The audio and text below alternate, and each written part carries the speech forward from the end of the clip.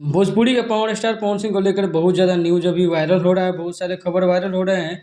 उसको लेकर के बात कर लेते हैं। पहले रिक्वेस्ट है कि चैनल को सब्सक्राइब करना नहीं भूलिएगा और वीडियो को लाइक ज़रूर कीजिएगा।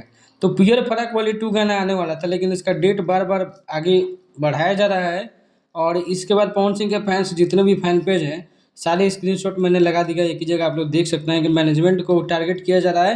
यानी कहीं न कहीं पवन सिंह के गाने में, पवन सिंह के प्रोजेक्ट्स जो भी आते हैं, उसके लिए मैनेजर आज से नहीं कई दिनों से टारगेट में रहा है कि एकदम क्या है कि इतना ज़्यादा टीम में किसी का मेंबर हो, फिर भी काम में, गाने में इतनी देरी हुई, इतना समय लगता हो, तो उस मैनेजमेंट को ही गाली सुनना पड़ेगा।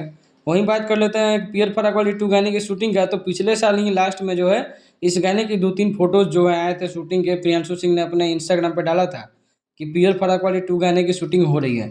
लेकिन अभी तक गाने का कोई अता पता नहीं है। लास्ट गाना पवन सिंह का जो आया था आज से 2 सप्ताह पहले, कमर दबा दी।